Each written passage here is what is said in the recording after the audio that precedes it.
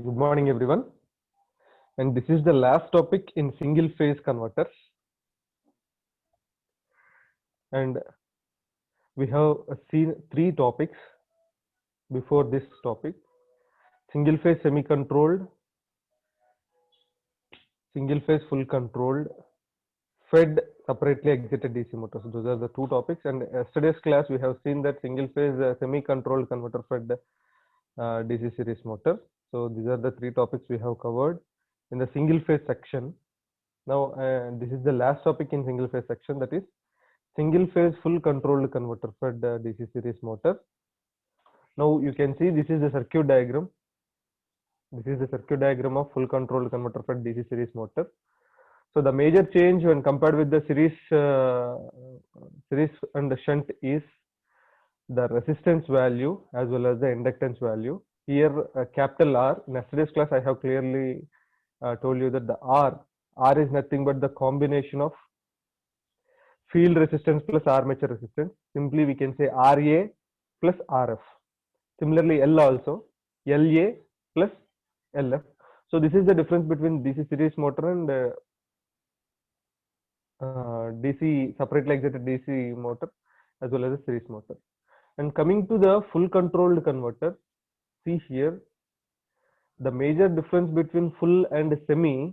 In the full controlled converter, all the switches are fully controlled, means all the switches are power electronic switches only. Okay, whereas in semi controlled converter we will see half of the switches are controlled switches, half of the switches are uncontrolled switches. So that is the major difference between full controlled and the semi controlled.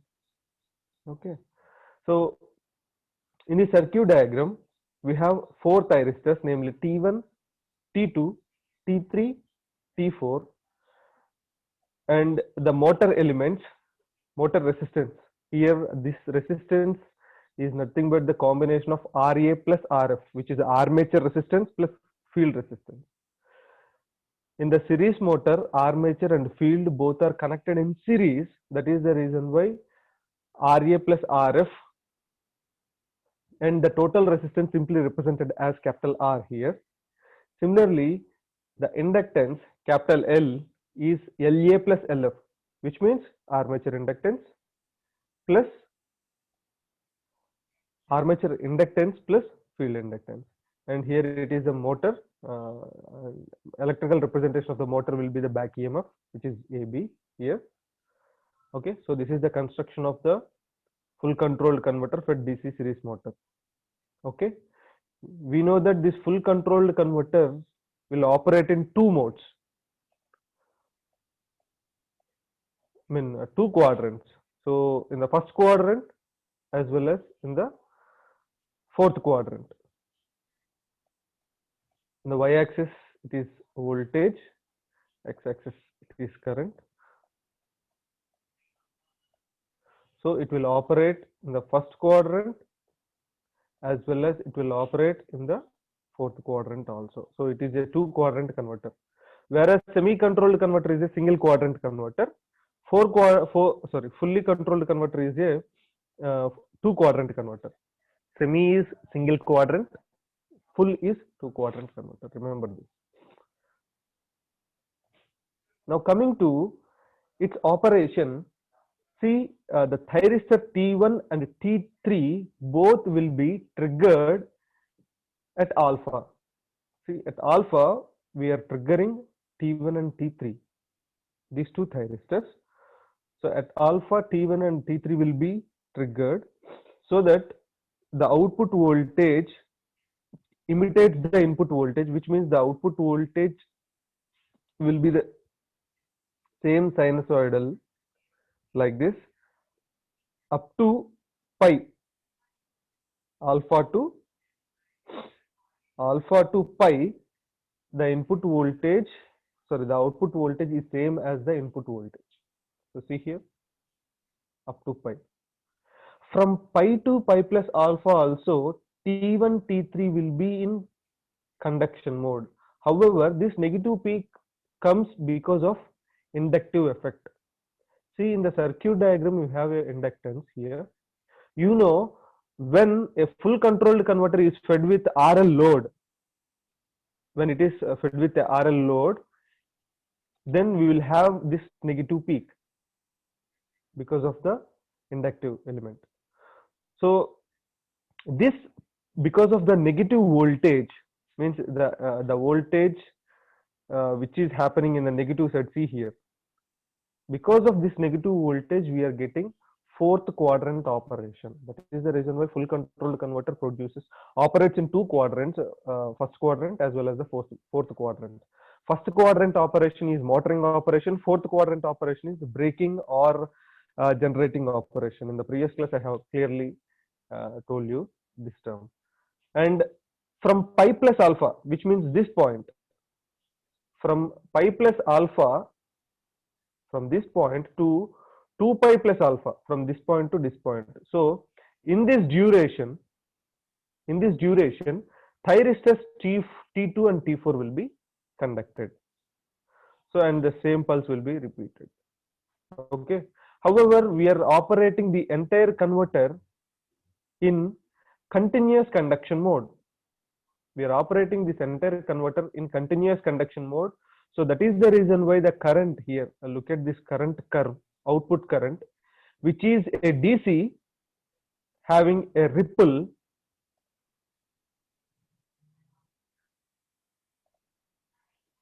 So this is the ripple. So a DC having a ripple is fed to the motor. So this is the continuous current and this is the voltage waveform of the full control converter. However, the operation will be in the first mode. Here we will have two modes only. The first mode is from pi plus alpha, sorry, alpha to pi plus alpha. So in this mode, thyristor T1 and T3 will be triggered. So the current direction will be phase to thyristor T1, thyristor T1 to resistance, inductance of the motor and EB of the motor through T3 to the neutral terminal. This will be the current direction. See, phase to neutral. So phase to T1 to resistance. This capital R represents field resistance plus armature resistance, which means RA plus RF. Remember this. Similarly, here inductance LE is equal to LA plus LF, field inductance as well as the armature inductance. Okay, so through inductance to the motor, which means the back EMF, and through thyristor T3 to N. So this is the current direction for the first mode, which means alpha to pi plus alpha, where T1 and T3 are triggered. You can see in the waveforms clearly. See here. So from this point to this point, which means from this point to this point. So the current will be like this, and this is the output voltage waveform. Similarly, for the second mode means at pi plus alpha, thyristor T2 and T4 will be triggered, so that the current direction will be like this. So which means from neutral point to thyristor T2 to resistance R, inductance L and back EMF EB through thyristor T4 to the phase terminal.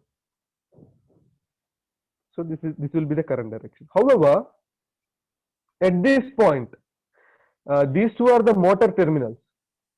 So these two are the motor terminals.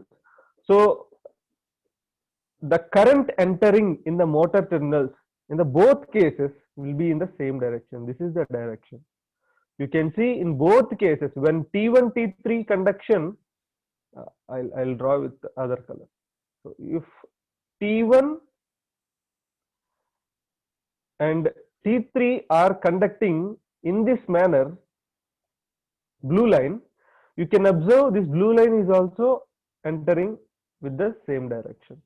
So for the two modes of operation, the current direction at the motor or the current entering into the motor is in the same direction, which means the current is unidirectional current. So that is the reason why in the waveforms it is very clear that the IA is lies only in the positive cycle, or only it is positive value. It is not coming to zero because this is continuous current conduction operation. Okay, so this operation will be continued until the last cycle. So this will be repeat. This operation will repeat until the end. Okay, if we want to calculate this average voltage, which is, I'm sorry, which is VA, to calculate the average voltage VA, which is applied to the motor terminal, which means this entire motor. This VA is fed to the motor. So we want to calculate this average VA with this formula 1 by pi integral alpha to pi plus alpha here. This is the difference for semi-controlled and fully controlled. In semi-controlled, we will get only single quadrant operation. There is no negative voltage. So the conduction duration in semi-controlled will be alpha to pi only in semi-controlled converter. In full controlled converter, it is alpha to pi plus alpha. This is the reason, the difference between semi and full. In full, it is pi plus alpha. So that is the reason why alpha to pi plus alpha is chosen here. And it will be 2 pi plus 2 Vm by pi into cos alpha. These equations are very much important. Please remember. See the difference between semi-converter and full converter. In semi-converter, we will get Vm by pi into cos alpha, 1 plus cos alpha there. Here, 2 Vm by pi into cos alpha. Okay. This is because of this limit, pi plus alpha. Okay. This average equation can be calculated like this for the full converter. See, for the full converter, this equation will be same. For semi-converter, the equation will be Vm by pi into 1 plus cos alpha. Okay. Wherever you see full converter, the average equation will be the same. And next, if we want to draw the speed torque characteristics, we need to derive speed torque relationship. So in order to derive the speed torque relationship, first we have to consider this equation, which is using KVL equation. We can write the average voltage is equal to EB plus IA into RA plus RF. This RA plus RF is can be represented with capital R, or simply you can write RA plus RF. Okay, from this equation, EB is VA minus IA into RA plus RF. Okay, so we have to replace this IA as well as we have to replace this phi, because EB is N phi IA.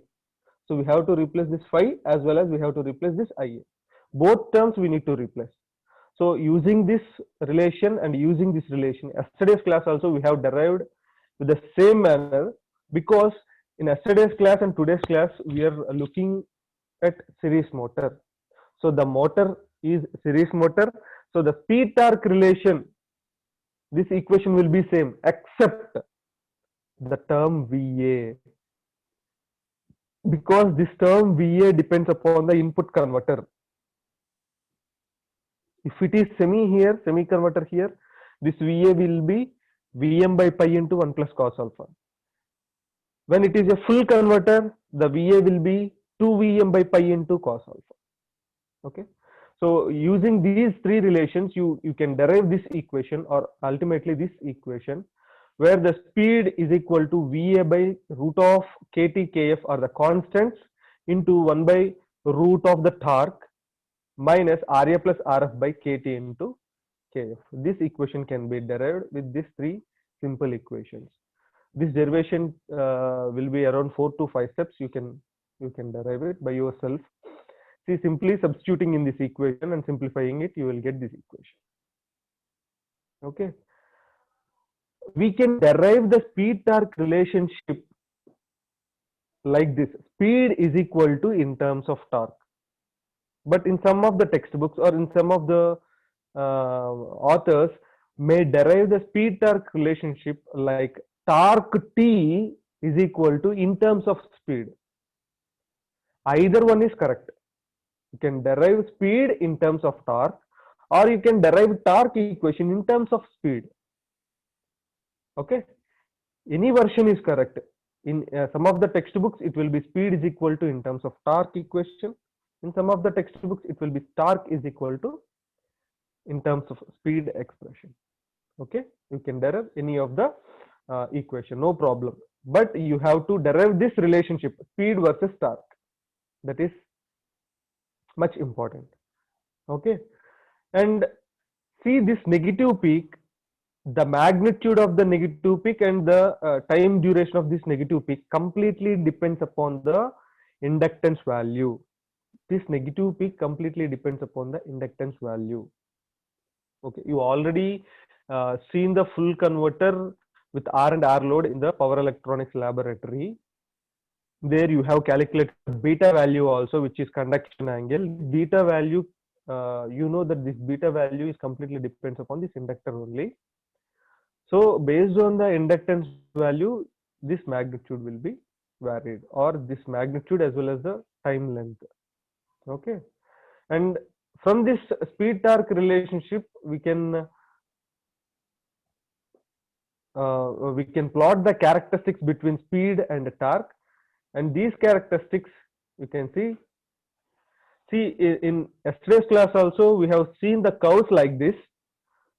The shapes are same because here the speed is directly inversely proportional to root of torque. In yesterday's class also we have got the same thing. Of course, this entire expression is same except the VA value. Here semi-controlled converter, the VA is different. For full controlled converter, the VA is different. So the change in magnitude in full and semi differs the curve. Curve shape will be the same, but the magnitudes of the curve with respect to the speed and torque values, the curve shapes will be different. I will show you previous class. This is,